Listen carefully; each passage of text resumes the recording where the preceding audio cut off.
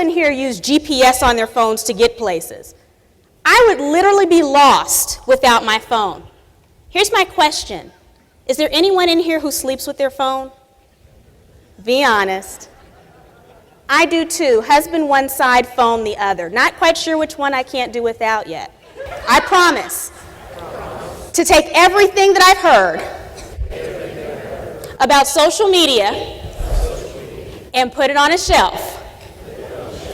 I am open. I am open.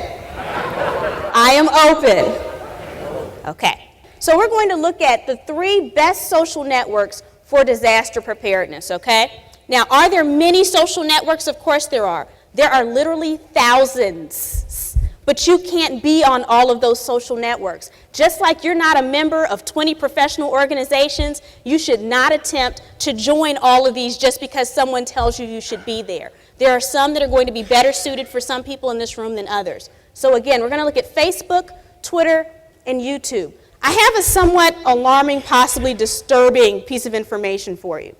Out of the 6 billion people on the planet, 4.8 billion own a mobile phone and only 4.2 billion own a toothbrush.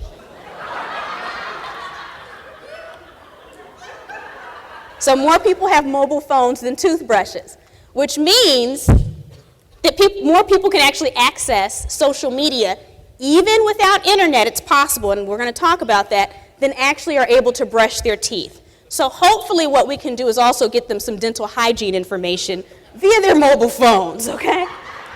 Here's something else interesting for you. So 33% of Facebook users update the platform using a mobile device. Of that, only 4% of those use an iPhone and 5% use an Android phone.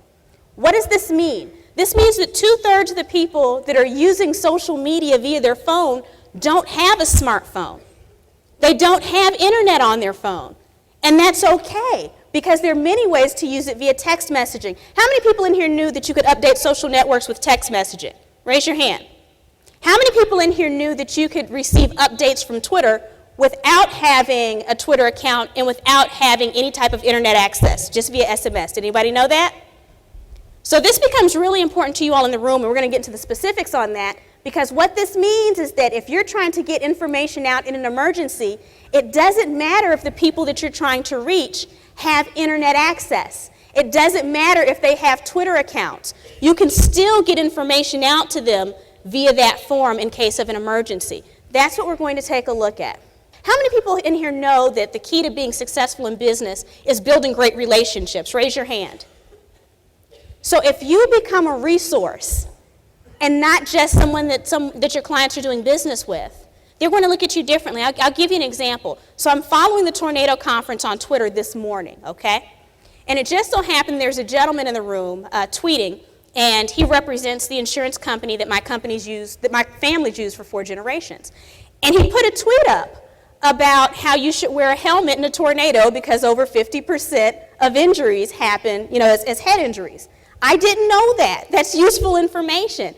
And so while it seems like a small thing, keep in mind the next time a hurricane or tornadoes or anything like that are coming, now I have this in the back of my mind. I know to grab some bike helmets as we go and get into our shelter.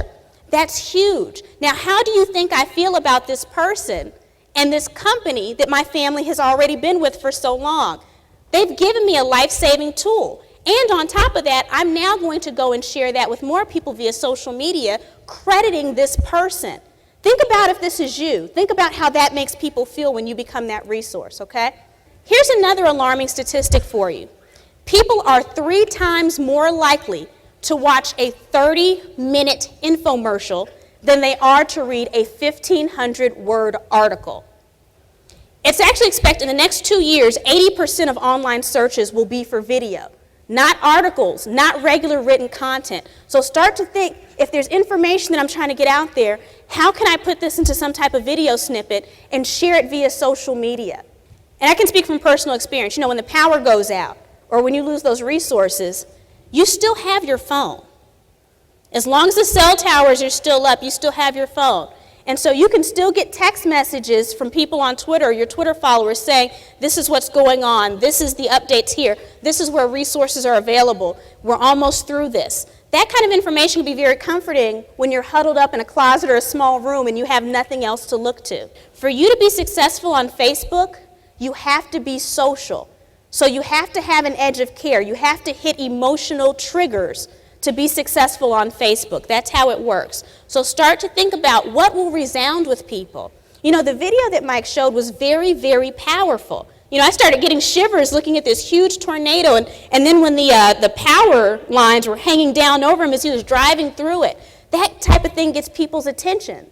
You know, and at the end, if they said something about, you know, make sure you're prepared next time, have these things in your kit, that's all important.